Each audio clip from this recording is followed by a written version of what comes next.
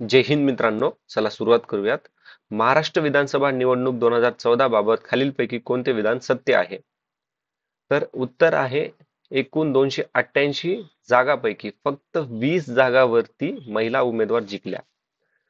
म्हणजे याच्यात काय लक्षात ठेवायचं, आता महाराष्ट्र विधानसभेमध्ये टोटल किती सीट असतात? 288. ह्या सीट पैकी 2024च्या दृष्टीने आपण लक्षात ठेवूयात आधी.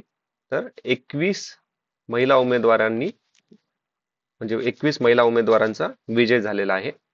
या 228 सीट पैकी एससी कॅटेगरीला आहेत 29 सीट आणि 25 सीट असतात एसटी कॅटेगरीसाठी. ओके, पुढचा प्रश्न.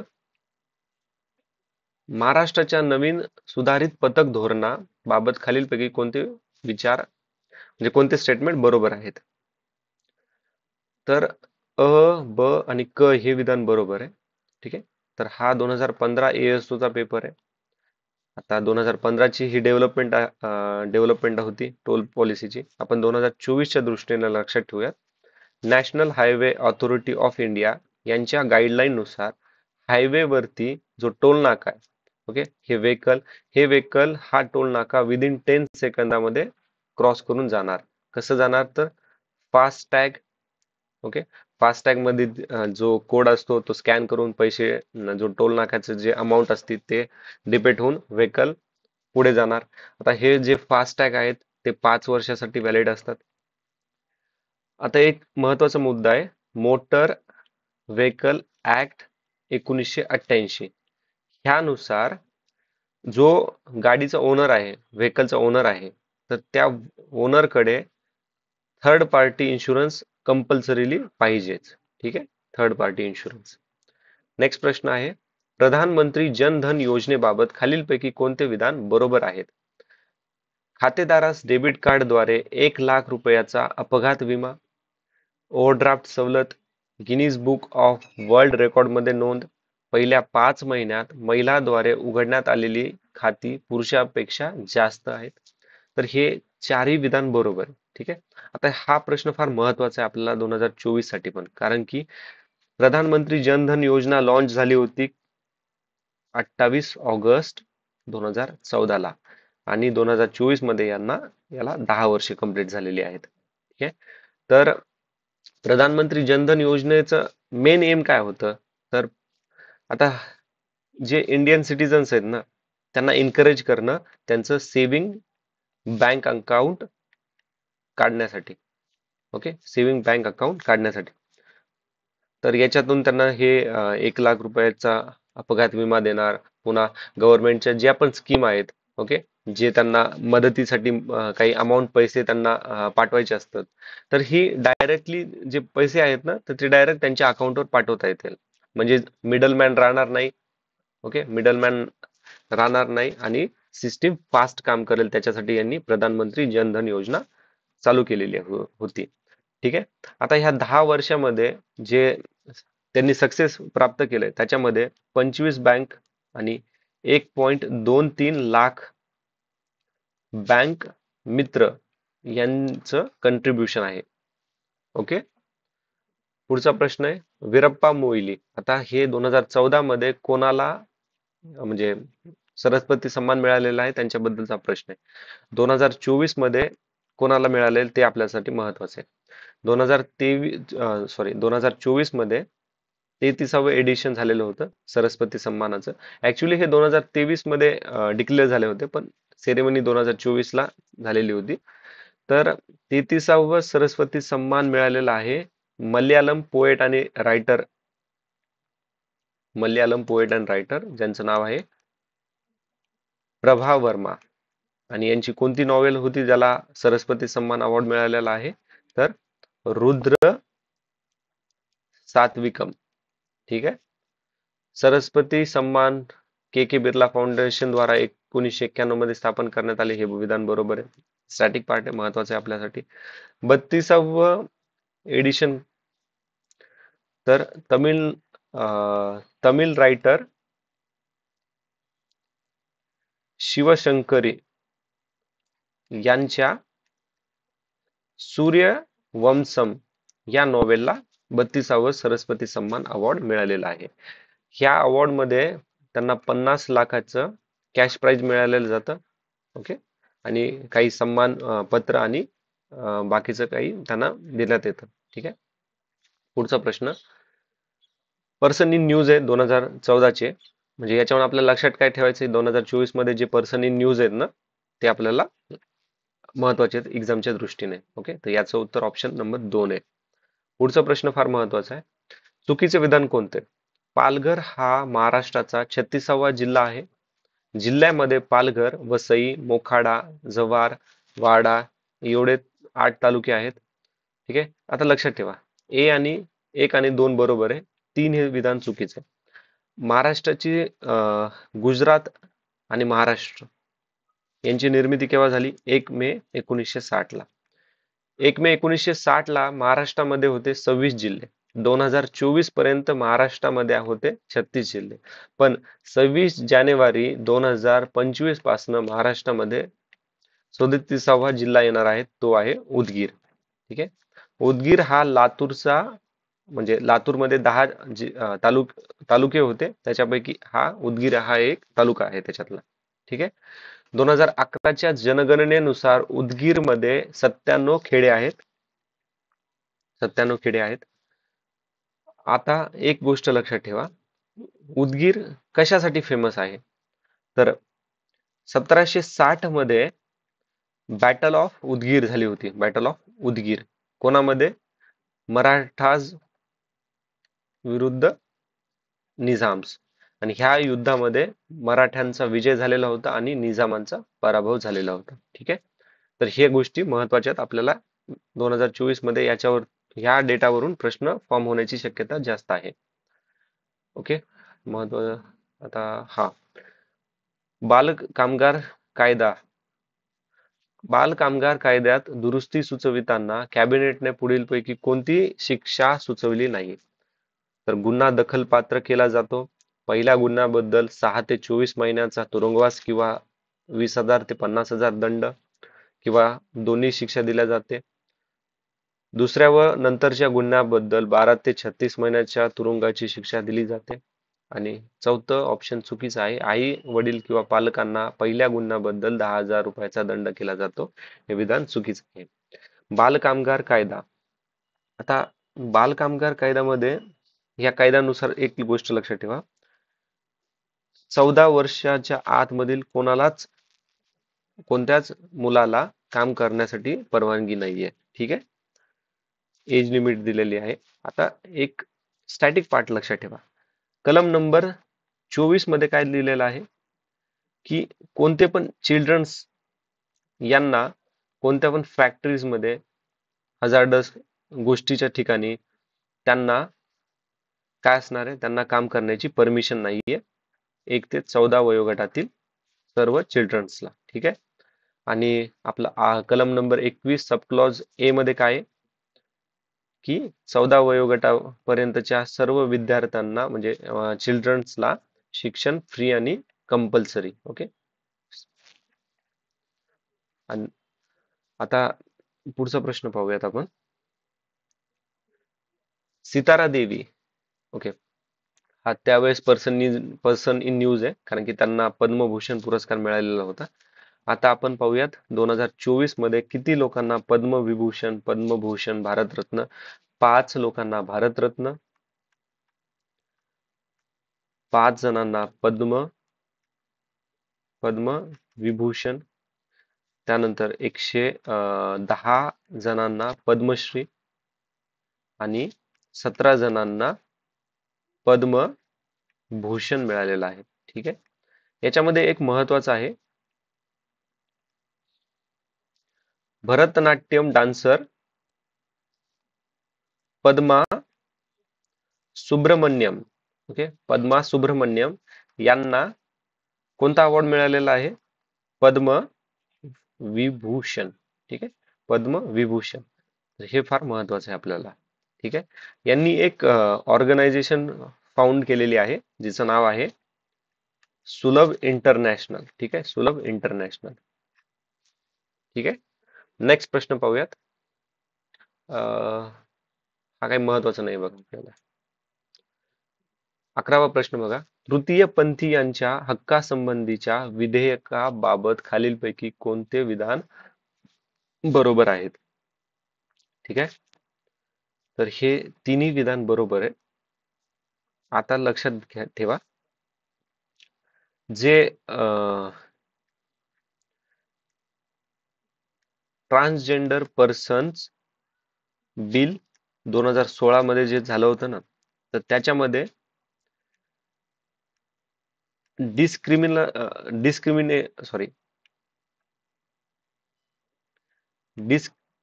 डिस्क्रिमिनेशन अगेन्स्ट ट्रान्सजेंडर पर्सन, म्हणजे हे तृतीय पंथीय जे व्यक्ती आहेत यांच्यासोबत भेदभाव होणार नाही. कोणकोणत्या याच्यामध्ये? एज्युकेशन मध्ये, एम्प्लॉयमेंट मध्ये आणि हेल्थ सेक्टर मध्ये कोणीच यांच्यासोबत भेदभाव करणार नाहीये अंडर ट्रान्सजेंडर पर्सन बिल 2016 नुसार. ठीक आहे. आता ट्रान्सजेंडर पर्सन ऍक्ट 2019 नुसार जे तृतीय पंथीय व्यक्ती आहेत ना, तर त्यांचे जे राईट्स आहेत, ह्युमन राईट्स, पुन्हा आपले फंडामेंटल राईट्स, या सर्वांचं प्रोटेक्शन करण्यात येईल असं ह्या ट्रान्सजेंडर पर्सन ऍक्ट 2019 नुसार म्हणण्यात आलेलं आहे. ठीक आहे. अजून एक महत्वाचं आहे की सेक्शन 377 मध्ये डिक्रिमिनलायझेशन करण्यात आलेलं होतं. ठीक आहे. हे फार महत्वाचे मुद्दे. डिक्रिमिनलायझेशन केलं होतं ट्रान्सजेंडर साठीचं. ओके. नेक्स्ट प्रश्न आहे, अटल पेन्शन योजनेबाबत खालीलपैकी कोणते विधान चुकीचे आहे? तर अटल सहभागी होण्याचे किमान वय 80 आणि कमाल वय 40, तर हे दोन्ही बरोबर आहेत. वर्गणीदाराने आपल्या हिस्सा भरण्याचा किमान कालावधी 20 वर्षे किंवा अधिक, हे पण विधान बरोबर आहे. याची सुरुवात किती? 9 मे 2015 ला झाली होती. ठीक आहे. आणि 60 वर्षानंतर ते तुम्हाला पेन्शन देणार अंडर द अटल पेन्शन योजनेद्वारा.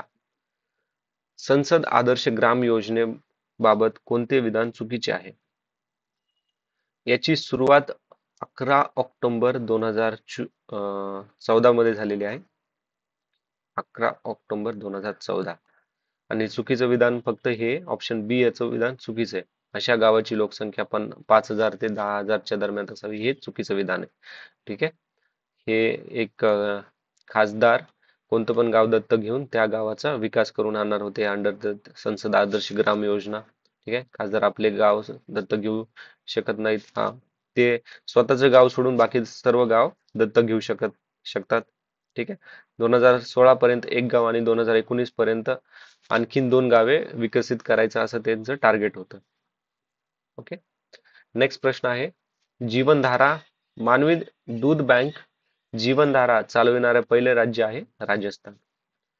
नेक्स्ट प्रश्न, केंद्रीय गृहमंत्र्याने 14 एप्रिल 2015 रोजी निर्णय घेऊन प्रवासी म्हणजे व्हिसा ऑन अरायव्हल योजनेचे नाव बदलून ई टुरिस्ट व्हिसा केलेला आहे. ठीक आहे. आता महत्वाचं एक आहे की हेनली पासपोर्ट इंडेक्स. तर ह्या हेनली पासपोर्ट इंडेक्स मी 2024 चा डेटा सांगतोय. तर ह्या डेटानुसार हेनली पासपोर्ट इंडेक्स नुसार 58 देशामध्ये भारतीय व्हिसा फ्री किंवा व्हिसा ऑन अरायव्हल ट्रॅव्हल करू शकतात. आणि हेनली पासपोर्ट इंडेक्स मध्ये भारताचा रँक आहे कितवा? 83. ठीक आहे. 83. नेक्स्ट प्रश्न, संविधान सभेबाबत कोणती विधान सत्य आहे? ती प्रौढ मताधिकारावर आधारित नव्हती आणि ती विविध समित्यांद्वारे कार्य करीत असे. हे अ आणि ड विधान बरोबर आहे. ओके. हे ब आणि क विधान चुकीचे. आता आपल्याला ना संविधान सभा स्थापन केव्हा झाली याची आयडिया 1934 मध्ये एम एन रॉय यांनी दिली होती. ओके. टाइमलाईन नुसार जाऊयात.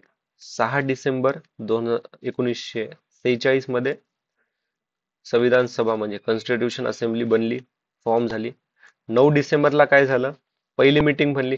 9 डिसेंबर 1946 मध्ये संविधान सभेचे टेम्पररी प्रेसिडेंट कोण होते? तर ते आहेत डॉक्टर सच्चिदानंद सिन्हा. 11 डिसेंबरला परमनंट प्रेसिडेंट म्हणून कोणाची नियुक्ती करण्यात आली होती? तर कोण आहेत ते? राजेंद्र प्रसाद. 13 डिसेंबरला जवाहरलाल नेहरू यांनी संविधान सभेमध्ये ऑब्जेक्टिव्ह रिझोल्युशन प्रेझेंट केलं. ओके. 29 ऑगस्ट 1947 मध्ये संविधान सभेने ड्राफ्टिंग कमिटी फॉर्म केली. आणि आता मला कमेंट बॉक्स मध्ये सांगा ड्राफ्टिंग कमिटीचे चेअरमन कोण होते? ओके. आणि ह्या ड्राफ्टिंग कमिटीमध्ये टोटल किती मेंबर होते? फक्त नाव नाही सांगितलं तरी टोटल किती मेंबर होते ते तुम्ही सांगा. ठीक आहे. पुढचा प्रश्न, खालील विधानापैकी कोणते विधान बरोबर नाही? आता ना मित्रांनो, या पुढची प्रश्न तुम्ही व्हिडिओ पॉज करून अटेंड करा. ओके. आन्सर मनातल्या मनात वाटलं तर डिसाईड करून ठेवा. तर बघा, हा प्रश्न काय आहे? राज्याचा कार्यकारी अधिकार राज्यपालाच्या ठायी निहित असतो.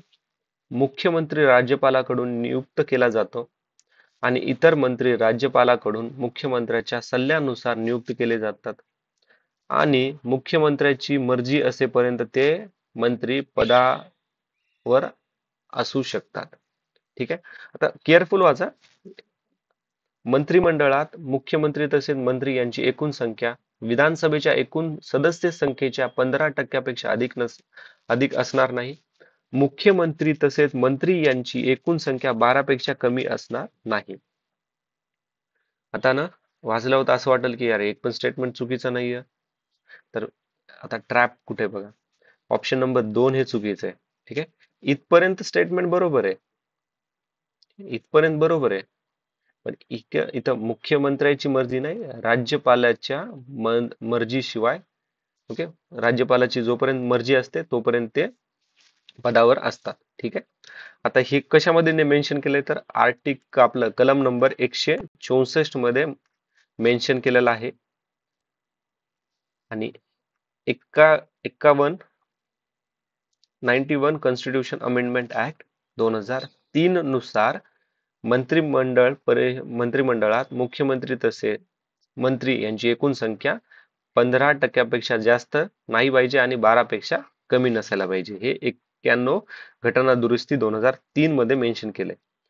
राज्याचा कार्यकारी अधिकार राज्यपालाच्या ठायी निहित असेल हे कलम नंबर 154 मध्ये नमूद केलेलं आहे. ठीक आहे. आता लोकसभेबद्दल पण आपण थोडं लक्षात घेऊया. तर लोकसभेमध्ये पण काय करणार आहेत? आता मला ती कलम सांगा, कोणत्या कलम नुसार प्रेसिडेंट प्रधानमंत्री आणि कोणाला अपॉइंट करतो? प्रधानमंत्री आणि प्रधानमंत्रीच्या सल्ल्यानेच काउन्सिल ऑफ मिनिस्ट्रीला अपॉइंट करतो. कोण? प्रेसिडेंट अपॉइंट करतो. तर त्या कलमचं कोणती कलम नंबर आहे ते मला कमेंट बॉक्स मध्ये मेन्शन करा. ठीक आहे. आणि हे लोकसभेमध्ये पण सेम रूल फॉलो होतात. 91 म्हणजे लोकसभा म्हणण्यापेक्षा आपल्या संसदमध्ये हेच रूल फॉलो होतात. 91 कॉन्स्टिट्यूशन ऍक्ट 2003 नुसार किती असतात काउन्सिल ऑफ मिनिस्ट्री मध्ये? 15%. ओके. 15% मंत्र्यांचा मंत्रिमंडळामध्ये समावेश होतो. ओके. पुढचा प्रश्न पाहूयात. भारताच्या संघराज्यात्मक पद्धतीबाबत खालीलपैकी कोणते विधान बरोबर नाही? आता बघा, केअरफुल वाचा. एकदम छोटा ट्रॅप यांनी सेट केलेला आहे. राज्यघटनेत संघराज्य हा शब्दप्रयोग कुठेच केलेला नाहीये. कुठेच केलेला नाहीये.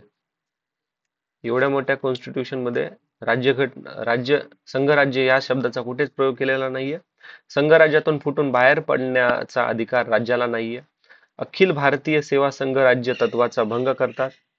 राज्यपालाच्या नेमणुकीची पद्धत भारताने अमेरिकन पद्धतीकडून स्वीकारलेली आहे. मित्रांनो, ऑप्शन ए बरोबर आहे, बी बरोबर आहे, सी पण बरोबर आहे, पण ऑप्शन नंबर 4 चुकीचं आहे. आपण अमेरिकेकडनं नाही तर कॅनडाकडनं ही पद्धत स्वीकारलेली आहे.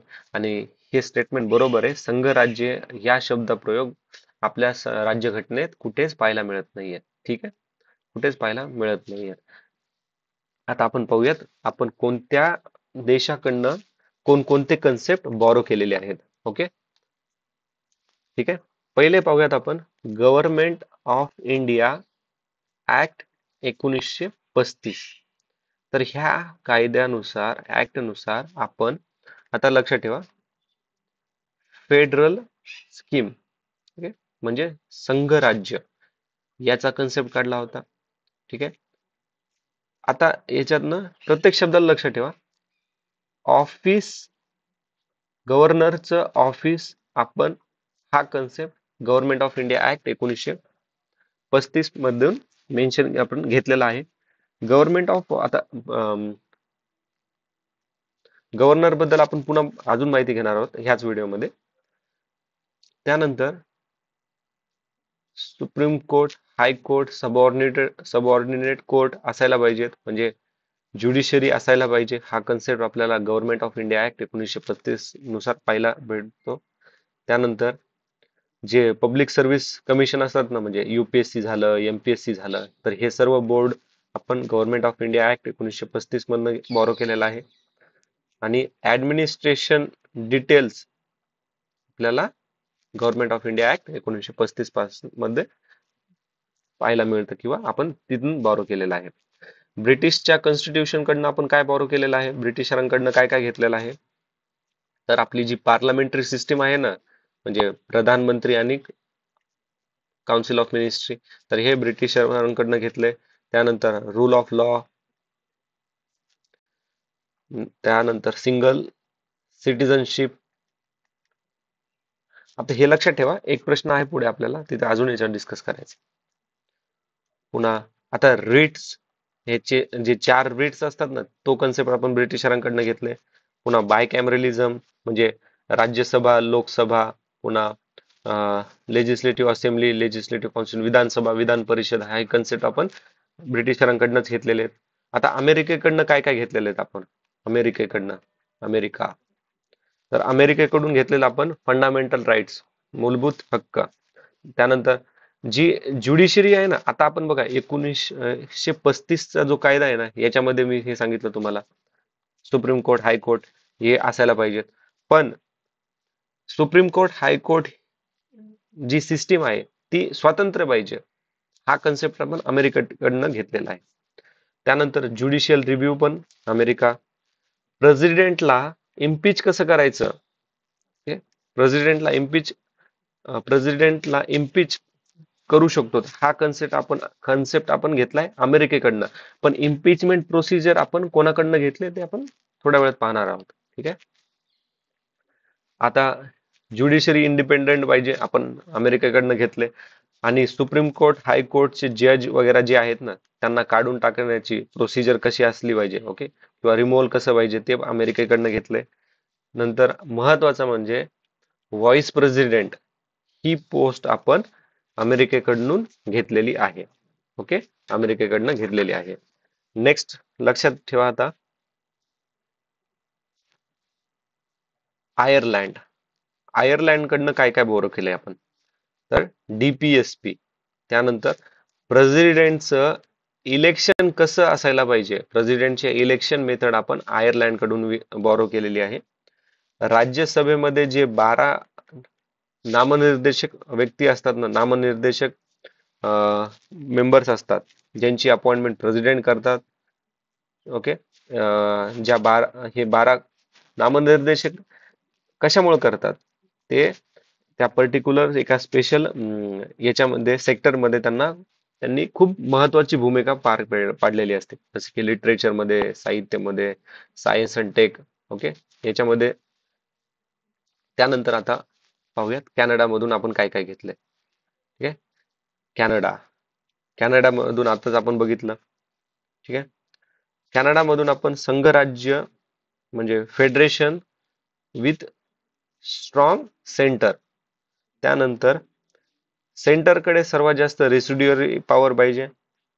पुन्हा प्रत्येक स्टेटमध्ये एक गव्हर्नर पाहिजे. आताच आपण जो जस्ट डिस्कस केला होता. ठीक आहे. अपॉइंटमेंट ऑफ गव्हर्नर हे कोणाकडून घेतलेलं आहे? आपण कॅनडामधून घेतलेलं आहे. आणि एक कलम नंबर 143 आहे बघा, ज्याच्यानुसार सुप्रीम कोर्ट प्रेसिडेंट सुप्रीम कोर्टाला हे करू शकतो, विनंती विनंती करू शकतो की मला ह्या पर्टिक्युलर मुद्द्याबद्दल तुमचं मत हवंय. ओके. तर हे कलम नंबर 143, ज्याला आपण बघा सुप्रीम कोर्टाची ऍडवायझरी ज्युरिडिक्शन म्हणतो, हा कन्सेप्ट आपण कुणाकडून घेतलाय? कॅनडाकडनं घेतलेला आहे. आता ऑस्ट्रेलियाकडनं काय काय घेतलेलं आहे? तर बघा, 3 लिस्ट असतात. ओके. शेड्यूल 7 मध्ये आपल्या 3 लिस्ट आहेत, युनियन, स्टेट आणि तिसरी आहे कॉन्करंट. युनियन मध्ये काय आहे? Defence, banking. स्टेट मध्ये वेगवेगळे सब्जेक्ट्स. ओके. जसं की स्टेट मध्ये एज्युकेशन, एन्व्हायरमेंट, फॉरेस्ट, पुन्हा आणि युनियन झाली, स्टेट झाली. तिसरी कोणती आहे? Concurrent list. ओके. तर ही कॉन्करंट लिस्ट आपण घेतली ऑस्ट्रेलियाकडनं. ओके. त्यानंतर जो व्यापार करायचा जो फ्रीडम असतं ना, तर ते फ्रीडम कसं पाहिजे? पुन्हा स्टेट आहे, हे पर्टिक्युलर स्टेट आहे, दुसरं पर्टिक्युलर स्टेट आहे. ओके. इंटर स्टेट मध्ये कसे रूल पाहिजेत, इंट्रा स्टेट मध्ये कसे रूल्स पाहिजेत व्यापाराचे, हे सर्व आपण ऑस्ट्रेलियाकडनं बॉरो केलेत. पुन्हा कलम नंबर 108 मध्ये जो जॉईंट सिटिंगचा प्रोव्हिजन आहे ना, तर तो प्रोव्हिजन आपण ऑस्ट्रेलियाकडनं घेतलेला आहे. ओके. आता कलम नंबर 108 जॉईंट सिटिंग कोणकोणते? मनी बिलची होते का? मनी बिलची होत नाही. ओके. मनी बिलची जॉईंट सिटिंग होत नाही, हे लक्षात ठेवा. त्यानंतर जर्मनीकडनं काय घेतलेलं आहे? आता जर्मनीलाच वेम्बर, ओके, वेम्बार असं पण म्हणलं जातं जर्मनीच्या कॉन्स्टिट्यूशनला. तर ज्या वेळेस आणीबाणीची परिस्थिती येते, म्हणजे ज्या वेळेस एमर्जन्सी अप्लाय होत, एमर्जन्सी 3 प्रकारचे आहेत, 352, 356, 360. 352 मध्ये कोणती? National emergency. 356 मध्ये प्रेसिडेंट्स रूल. 360 मध्ये फायनान्शियल इमर्जन्सी. ठीक आहे. आणि आतापर्यंत फायनान्शियल इमर्जन्सी भारतामध्ये लागलेली नाहीये. ठीक आहे. 3 वेळेस नॅशनल इमर्जन्सी लागलेली आहे आणि प्रेसिडेंट रूल मल्टी टाइम लागलेला आहे. पण ह्या इमर्जन्सी मध्ये जे आता म्हणजे ह्या इमर्जन्सी मध्ये म्हणण्यापेक्षा 352 नुसार काही फंडामेंटल राईट्स काय होतात? सस्पेंड केल्या जातात. तर हा जो कन्सेप्ट आहे ना, तर तो कन्सेप्ट आपण वेम्बर म्हणजे जर्मन संविधानातनं घेतलेला आहे. ठीक आहे. आता एक अजून महत्वाचा मुद्दा, कलम नंबर 20 आणि 21 हे फंडामेंटल राईट 352 कलम नुसार सस्पेंड होत नाहीत. ठीक आहे, होत नाहीत. ठीक आहे. अजून याच्यामध्ये महत्वाचा मुद्दा म्हणजे आहे, आता आपण काय घेतलंय युएसएसआर कडनं. युएसएसआर म्हणजे सोव्हिएत संघ, म्हणजे आजचा रशिया. ओके. युएसएसआर चा फॉल केव्हा झाला? 1991 ला. 1991 ला अजून कोणती घटना झाली होती आपल्या भारतामध्ये? LPG reforms. ओके. तर आपण युएसएसआर कडनं घेतलेला आहे fundamental duties. Fundamental duties total 11 duties आहेत आपल्याकडे. ठीक आहे. 42वा कॉन्स्टिट्यूशन अमेंडमेंट ऍक्ट 1976 मध्ये आपण 10 आणि 86व कॉन्स्टिट्यूशन अमेंडमेंट ऍक्ट मध्ये आपण +1 असे टोटल 11 फंडामेंटल ड्युटीज आपल्याकडे आहेत. ओके. फंडामेंटल ड्युटीजच्या नंतर आता फ्रेंच कडनं काय काय घेतलं? फ्रेंच कडनं आपण कन्सेप्ट घेतला तो म्हणजे रिपब्लिक. रिपब्लिकचा अर्थ काय असतो? आता बघा, रिपब्लिकचा एक उदाहरण देतो. हा आपला भारत आहे. ओके. हमारा प्यारा भारत. आणि हा आहे ब्रिटन. ठीक आहे. ब्रिटनमध्ये सॉरी भारतामध्ये प्रेसिडेंट असतो. ब्रिटनमध्ये कोण असतं? त्यांचा मोनार्क. ओके. क्वीन तर गेली आहे आता, तो किंग आहे. ठीक आहे. भारतामध्ये प्रेसिडेंट हा 5 वर्षासाठी असतो, म्हणजे त्यांचा टेन्युअर फिक्स असतो. पण हे मोनार्क यांचा जो हेड आहे ना, म्हणजे ब्रिटिशांचा जो हेड आहे ना, त्यांचा टर्म्स फिक्स नसतो. ओके. ते मोनार्कियल सिस्टीम असते. तर याला मोनार्की म्हणतात आणि भारताचा जो सिस्टम आहे त्याला रिपब्लिकन म्हणतात. तर हा कन्सेप्ट आपण घेतलाय फ्रेंच कॉन्स्टिट्यूशन मधून. ठीक आहे. फ्रेंच म्हणलं की एक लक्षात घ्या, नेपोलियन बोनापार्टे, फ्रेंच रिव्होल्युशन. त्यानंतर आपलं जे प्रियम्बल आहे ना, तर प्रियम्बल मध्ये आपण 3 गोष्टी ऍड केल्या होत्या फ्रेंच मधल्या कॉन्स्टिट्यूशन कडून, आपण त्या बॉरो केलेल्या आहेत. जसे की सिक्युलर, सोशलिस्ट आणि कोणतं इंटिग्रिटी. आपलं प्रियम्बल आतापर्यंत फक्त एकदाच काय केलेलं आहे, अमेंड झालेलं आहे, आणि ते 42व घटना दुरुस्ती, ज्याला मिनी कॉन्स्टिट्यूशन असं म्हणतो. त्यावेळेस आपण हे फ्रेंचचे 3 कन्सेप्ट, 3 वर्ड आपण ऍड केले होते, सिक्युलर, सोशलिस्ट आणि इंटिग्रिटी. ओके. साऊथ आफ्रिकेकडनं काही घेतलेलं आहे का आपण? साऊथ आफ्रिकेमधून साऊथ आफ्रिकेमधून आपण घेतलेलं आहे कॉन्स्टिट्यूशनला अमेंड कसं करायचं त्याची प्रोसिजर. ठीक आहे.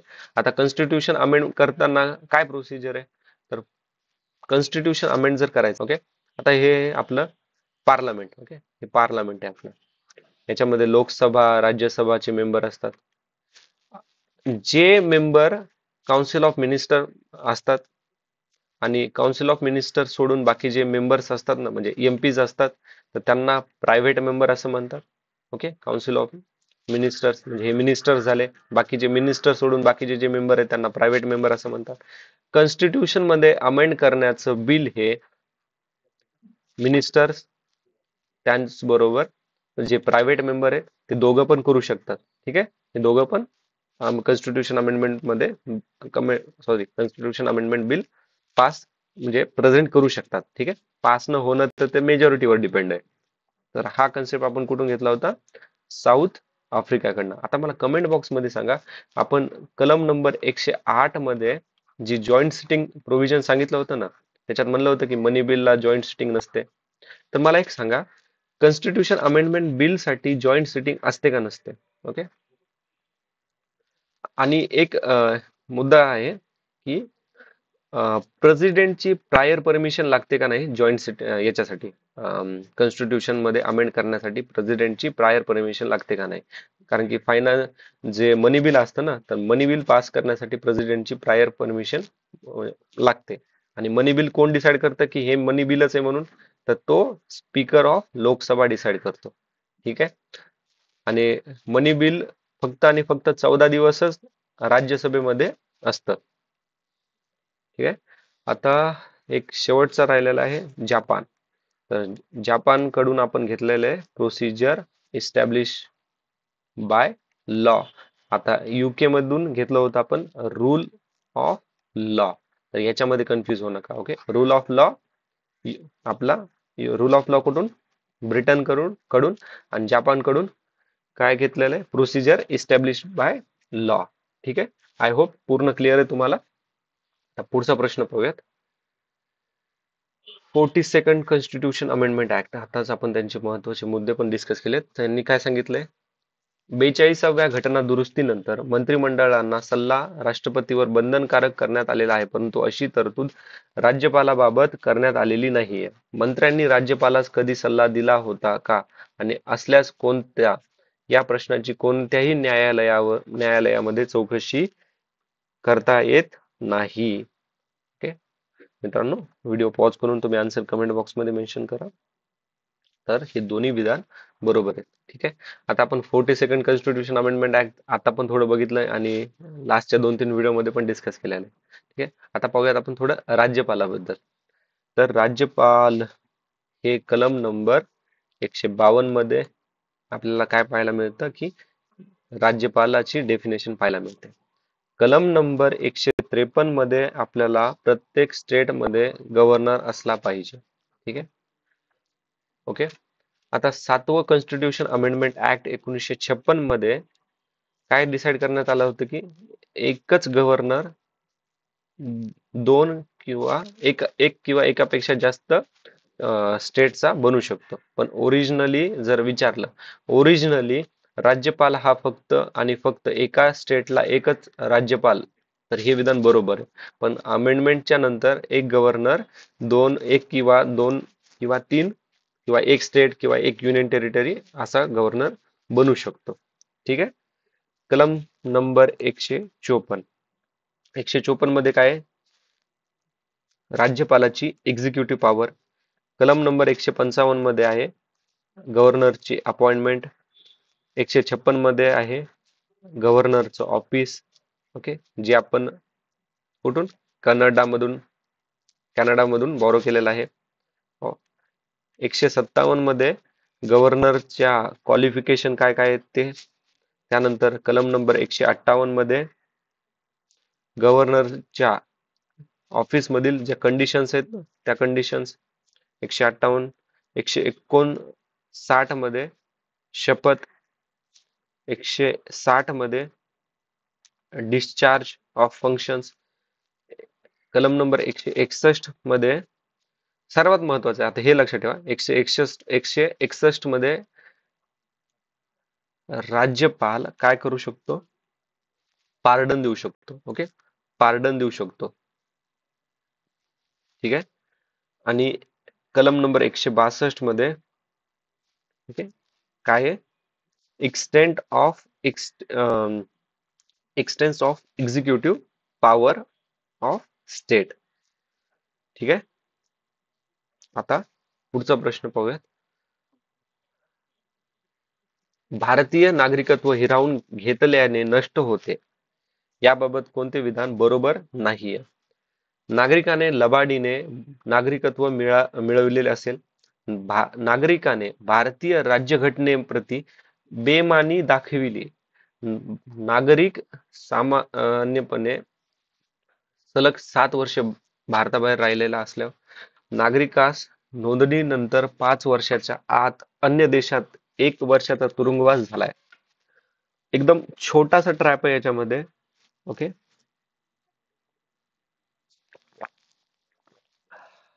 बघा हे 1 2 3 बरोबर आहे.